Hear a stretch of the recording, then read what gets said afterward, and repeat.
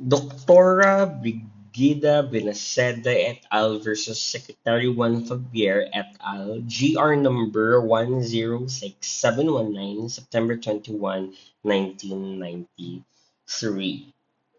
This is a petition for certiorari prohibition and mandamus with prayer for preliminary injunction, temporary restraining order under Rule 65 of the revised rules of court. Principally, the petition seeks to nullify the order of the Ombudsman dated January 7, 1992, directing the preventive suspension of petitioners Dr. Brigida S. Winaceda, Chief of Hospital 3, Sabelos Libanes Jr., Administrative Officer 3, Conrado Rey Matias, Technical Assistant to the Chief of Hospital, Courtesy Solis, Accountant 3, and Enya N. Lopez, Supply Officer 3, the National Center for Mental Health. The petition also asks for an order directing the Ombudsman to disqualify Director Raul Arnao and Investigator Amy De Villa Rosero of the Office of the Ombudsman from participation in the preliminary investigation of the charges against the petitioner. The questioned order was issued in connection with the administrative complaint filed with the Ombudsman by the private respondents against the petitioners for violation of Anti-Graft and Corrupt Practices Act. According to the petition, the said order was issued upon the recommendation of Director Raul Arnao and investigator Amy De Villarcero without affording petitioners the opportunity to controvert the charges filed against them. Petitioners have sought to disqualify Director Arnao and investigator Villarcero to manifest partially unbiased.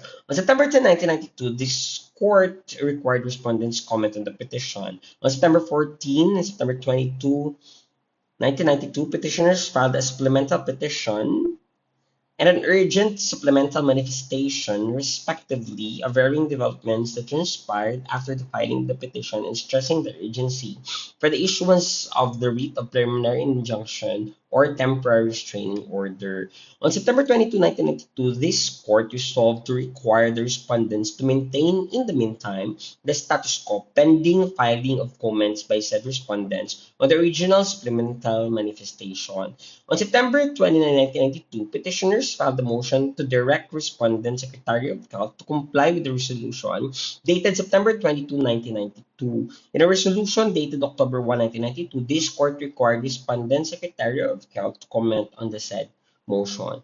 On September 29, 1992, in a pleading entitled Omnibus Submission, Respondent and CMH Nurse Association submitted its comment to the petition, supplemental petition, and urgent manifestation included in said pleadings were the motions to hold the lawyers and petitioners in contempt and to disbar them. Attached to the omnibus submission as annexes were the orders and pleadings filed in administrative case number OBM ADM 0910151 against petitioners. The motion for disbarment charges the lawyers of petitions with unlawful advising or otherwise causing or inducing their clients, petitioners Benaceda et al. To openly defy, ignore, disregard, disobey, or otherwise violate maliciously, evade their preventive suspension by order of July 7, 1992, unlawfully interfering with and obstructing the implementation of the said order, and violation of the canons of the Code of Professional Responsibility of Unprofessional and Unethical Conduct by foisting blatant lies, malicious falsehood, and outrageous deception, and by committing subornation of perjury, falsification, and fabrication in their pleadings. On November 11, 1992, petitioners filed a manifestation and supplement to motion to direct Respondent Secretary of Health to comply with 22 September 1992 resolution. On November 30, 1992, the Solicitor General submitted its comment dated November 10, 1992, alleging that A, despite the issuance of the September 22, 1992 resolution directing respondents to maintain the status quo, Respondent Secretary refuses to hold in abeyance the implementation of petitioners' preventive suspension. The clear intent and spirit of the resolution, dated September 22, 1992, is to hold in abeyance the implementation of petitioner's preventive suspension, the status quo obtaining the time of the filing of the instant petition. Respondent Secretary's acts in refusing to hold in abeyance implementation of petitioner's preventive suspension, and in tolerating and approving the acts of Dr. Abueva, the OIC appointed to replace Petitioner Benaceda are in violation of the resolution dated 22 September 1992. And therefore, Respondent Secretary should be directed to comply with the resolution dated 22 September 1992 immediately by restoring the status quo ante contemplated by the aforesaid resolution. In the resolution dated November 26, 1992, this court required Respondent Secretary to comply with the aforestated status quo order, stating inter alia that it appearing the status quo ante litem mortem, or the last peaceable uncontested status which preceded the present controversy, was the situation obtaining at the same time of the filing of the petition at bar September 7, 1992, wherein petitioners were then actually occupying their respective positions. The court hereby orders that petitioners be allowed to perform the duties of their respective positions and to receive such salaries and benefits as they may be lawfully entitled to, and that respondents and or any of all persons acting under their authority desist and refrain from performing any act in violation of the aforementioned resolution of September 22, 1992, until further orders from the court.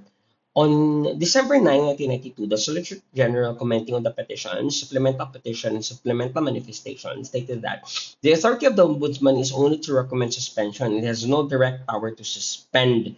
Assuming the Ombudsman has the power to directly suspend the government official or employee, there are conditions required by law for exercise of such powers. Said conditions may not have not been met in the instant case. In the pleading filed on January 25, 1993, petitioners adopted the position of the Solicitor General that the Ombudsman can only suspend government officials or employees connected with his office. Petitioners also refuted private respondents' motion to disbar petitioners' counsel and to cite them for contempt. The crucial issue to resolve is whether the Ombudsman has the power to suspend government officials and employees working in offices other than the Office of the Ombudsman, pending the investigation of the administrative complaints filed against said officials and employees. In upholding the power of the Ombudsman to preventively suspend petitioners, respondents invoke Section 24 of RA number 6770, which provides Section 24, preventive suspension. The Ombudsman or his deputy may preventively suspend any officer or employee under his authority pending an investigation if in his judgment the evidence of guilt is strong and the charge against such officer or employee involves dishonesty, oppression, or grave misconduct or neglect in the performance of duty. The charge would warrant removal from the office. The respondent's continued stay in the office may prejudice the case filed against him. The preventive suspension shall continue until the case is terminated by the Office of the Ombudsman, but not more than 6 months without pay, except when the delay in the disposition of the case by the Ombudsman is due to the fault, negligence, or petition of the respondent, in which case the period of such delay shall not be counted in computing the period suspension herein provided. Respondents argue that the power of preventive suspension given the Ombudsman under Section 24 of RA number 6770 was contemplated by Section 13 of the Article 11 of the 1987 Constitution, which provided the Ombudsman shall exercise such other power or perform such functions or duties as may be provided by law. On the other hand, the Solicitor General and the petitioners claim that under the 1987 Constitution, the Ombudsman can only recommend to the heads of departments and other agencies the preventive suspension of officials and employees facing administrative investigation conducted by his office. Hence, he cannot order the preventive suspension himself. They invoke Section 13 of the 1987 Constitution, which provided the Office of the Ombudsman shall have inter alia the power, function, and duty to direct the officer concerned to take appropriate action against a public official or employee at default, and recommend his removal, suspension, demotion, fine, censure, or prosecution, and ensure compliance therewith. The Solicitor General argues that under said provision of the Constitution, the Ombudsman has three distinct powers, namely, direct the officer concerned to take appropriate action against public officials or employees that are at fault, recommend their removal, suspension, demotion, fine, censure, or prosecution, and compel compliance with the recommendation. The line of argument of the Solicitor General is a siren call that can easily mislead unless one bears in mind that the Ombudsman imposed on petitioners was not a punitive but only a preventive suspension. When the Constitution vested on the Ombudsman the power to recommend suspension of a public official or employees, it referred to suspension as a punitive measure. All the other words associated with the word suspension in said provision refer to penalties in administrative cases, removal, demotion, fine, censure.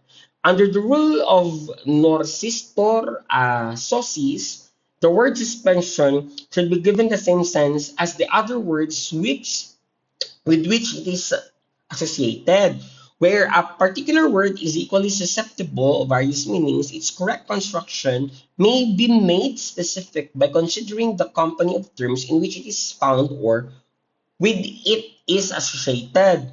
Section 24 of RA number 6770, which grants the Ombudsman the power to preventively suspend public officials and employees facing administrative charges before him, is a procedural, not a penal statute. The preventive suspension is imposed after the compliance with the prerequisites therein set forth as an aid in the investigation of the administrative charges. Under the Constitution, the Ombudsman is expressly authorized to recommend to the appropriate official the discipline or prosecution of erring public officials or employees in order to make an intelligent determination whether to recommend such actions. The Ombudsman has to conduct an investigation. In turn, in order for him to conduct such investigation in an expeditious and efficient manner, he may need to suspend the respondent. The need for the preventive suspension may arise from several causes, among them the danger of tampering or destruction of evidence in the possession of the respondent, the intimidation of witnesses, etc. The ombudsman should be given the discretion to decide when the person facing administrative charges should be preventively suspended. Penal statutes are strictly construed, while procedural statutes are liberally construed. The test in determining if a statute is penal is whether a penalty is imposed for the punishment of a wrong to the public or for the redress of the injury to an individual. A code prescribing the procedure in criminal cases is not a penal statute and is to be interpreted liberally. The purpose of RA 9 number 670 is to give the ombudsman such powers as he may need to perform efficiently the task committed to him by the Constitution. Such being the case, said statute, particularly its provisions dealing with procedure, should be given such interpretation that will in effectuate the purposes and objectives of the Constitution. Any interpretation that will hamper the work of the Ombudsman should be avoided. A statute granting powers to an agency created by the Constitution should be liberally construed for the advancement of the purpose and objectives for which it was created.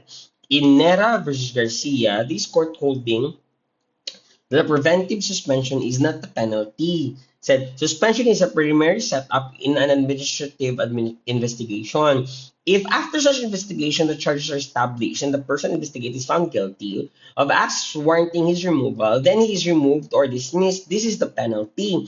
To support his theory that the ombudsman can only preventively suspend respondents in administrative cases who are employed in his office, the Solicitor General leans heavily on the phrase suspend any officer or employee under his authority in Section 24 of RA number 6770. The origin of the phrase can be traced to Section 694 of the Revised Administrative Code, which dealt with preventive suspension and which authorized the chief of a bureau of our office to suspend any subordinate or employee in his bureau under his authority pending an investigation. Section 34 of the Civil Service Act of 1959, which superseded Section 694 of the Revised Administrative Code, also authorized the chief of a bureau or office to suspend any subordinate officer or employees in his bureau or under his authority. However, when the power to discipline government officials and employees was extended to the Civil Service Commission by the Civil Service Law of 1975, concurrently with the President, the Department Secretaries and heads of bureaus and offices, the phrase subordinate officer and employee in his bureau was deleted, appropriately leaving the phrase under his authority. Therefore, Section 41 of the said law only mentions that the proper disciplining authority may be preventively suspend any subordinate officer or employee under his authority pending an investigation. The Administrative Code of 1987 also empowered the proper disciplining authority to preventively suspend any subordinate officer or employee under his authority pending an investigation. The Ombudsman Law advisedly deleted the word subordinate in his bureau, leaving the phrase to read suspend any officer or employee under his authority pending an investigation. The conclusion that can be deduced from the deletion of the word subordinate before the words in his bureau after officer or employee is that the Congress intended to empower the Ombudsman to preventively suspend all officials and employees under investigation by his office, irrespective of whether they are employed in his office or in other offices of this government. The moment a criminal or administrative complaint is filed in the Ombudsman, the respondent therein is deemed to be in his authority and he can proceed to determine whether said respondent should be placed under preventive suspension. In their petition, petitioners also claim that the Ombudsman committed grave abuse of discretion amounting to lack of jurisdiction when he issued the suspension order without affording petitioners the opportunity to confront the charges against them during the preliminary conference and even after petitioners had asked for the disqualification of Director Arnau and Attorney Villarosero. Joining petitioners, the Solicitor General contends that assuming arguendo that the Ombudsman has the power to preventively suspend any public officials and employees who are working in the departments and offices, the questioned order remains null and void for his failure to comply with the requisites of Section 24 of the Ombudsman Law. Being a mere order for preventive suspension, the questioned order of the Ombudsman was validly issued even without a full-blown hearing and formal presentation of evidence by the parties. Inera supra petitioner therein also claimed that the Secretary of Health could not preventively suspend him before he could file his answer to the administrative complaint. The contention of petitioners in can be dismissed perfunctorily by holding the suspension meted out was merely preventive, and therefore, as Alinera, there was nothing improper in suspending an officer pending his investigation, and therefore, before the charges against him are heard. There is no question that under Section 24 of RA number 6770, the Ombudsman cannot order the preventive suspension of a respondent unless the evidence of guilt is strong. The charge against the officer or employee involves dishonesty, oppression, or grave misconduct or neglect of the performance of duty. The charge would warrant removal from the service. The respondent's continued to stay in office may prejudice the case filed against him. The same conditions for the exercise of the power to preventively suspend officials or employees under investigation were found in Section 34 of RA number 2260. The import of the NERA decision in that the discipline is that the disciplining authority is given the discretion to decide when the evidence of guilt is strong. This fact is bolstered by Section 24 of RA 9 number 6770, which expressly left such determination of guilt to the judgment of the Ombudsman on the basis of the administrative complaint. In the case at bench, the Ombudsman issued the order of preventive suspension only after petitioners had filed their answer to the administrative complaint and the motion for the preventive suspension of petitioners, which incorporated the charges in the criminal complaint against them. Private respondent had filed a reply to the answer petitioners, specifying 23 cases of harassment by petitioners of the members of private respondent. And C, a preliminary conference wherein the complainant and the respondents in the administrative case agreed to submit their list of witnesses and documentary evidence. Petitioners herein submitted on November 7, 1991 their list of exhibits, while private respondents submitted their list of exhibits. Under the circumstances, it cannot be said that Director Raul Arnau and investigator Amy de Villiers acted with manifest partiality and bias in recommending the suspension of petitioners. Neither can it be said that the Ombudsman had acted with grave abuse of discretion in acting favorably on their recommendation. The motion for contempt, which charges the lawyers of petitioners with unlawfully causing or otherwise inducing their clients to openly defy and disobey the preventive suspension as ordered by the Ombudsman, and the Secretary of Health cannot prosper. The motion should be filed as in fact such a motion was filed with the Ombudsman. At any rate, we find that the acts alleged to constitute indirect contempt were legitimate measures taken by the said lawyers to question the validity and propriety of the preventive suspension of their clients. On the other hand, we take cognizance on the temperate language used by counsel for private respondents hurled against petitioners and their counsel. A lawyer should not be carried away in espousing his client's cause. The language of a lawyer, both oral and written, must be respectful and restrained in keeping with the dignity of the legal profession and with his behavioral attitude towards his brethren in the profession. The use of abusive language by counsel against the opposing counsel constitutes at the same time a disrespect to the dignity of the court of justice. Besides, the use of impassioned language in pleadings more often than not creates more heat than light. The motion for disbarment has no place in the instant special civil action, which is confined to questions of jurisdiction or abuse of discretion for the purpose of relieving persons from the arbitrary acts of judges and quasi-judicial officers. There is a set of procedure for the discipline of members of the bar separate and apart from the present special civil action. Wherefore, the petition is dismissed and the status quo ordered to be maintained in the resolution dated September 22, 1992 is lifted and set aside. So ordered. Wow, this is a very interesting case, no?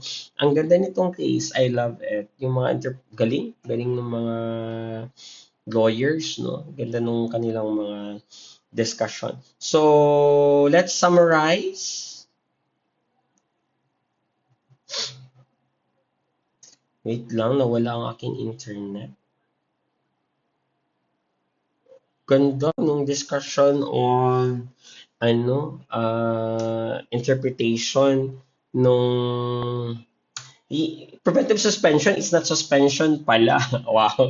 'Di ba? Amazing. So,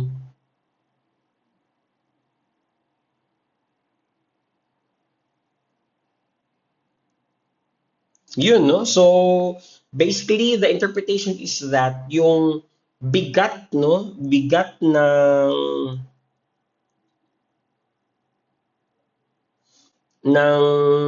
suspension kasi yung meaning ng suspension doon is hinango nila, no, doon sa anong nangyari sa internet ko, ba't nawala?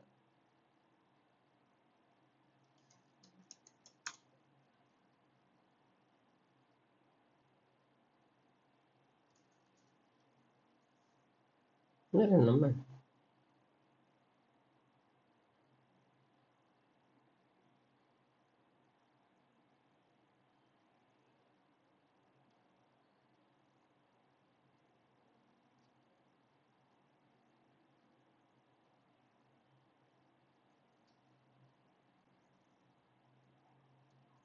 No? So let's summarize. There are two issues, no, in here. Authority of the ombudsman. Does the ombudsman have the authority to preventively suspend government officials and employees working on offices other than his own? And second is, was the preventive suspension order issued without due process, thus constituting grave abuse of discretion? So maganda yung discussion nung does the ombudsman have authority? Kasi nakalagay doon, no? Sabi kasi, di ba, the Supreme Court upheld the Ombudsman Authority under RA 24 of under Section 24 of RA number 6770. This section allows the Ombudsman to suspend any officer or employee under his authority. So, ang ibang interpretation niya ng under his authority is under his authority, meaning parang under lang sa mga tao niya. Pero iba pala yung meaning ng under his authority. Pending an investigation if the evidence of guilt is strong and the charges involve dishonesty, oppression, grave misconduct, or neglect in the performance of duty. Yung interpretation ng under his authority includes all officials and employees under the investigation of the ombudsman, regardless of their office. Kasi, kinonstrue na technically, yung hinugot yung under his office, meron doong mga nakalagay ng mga, di ba, under his office or employees, etc. Kung ang ibig sabihin daw pala ng mga gumagawa ng batas, nung ginawa yung ombudsman law, is that yung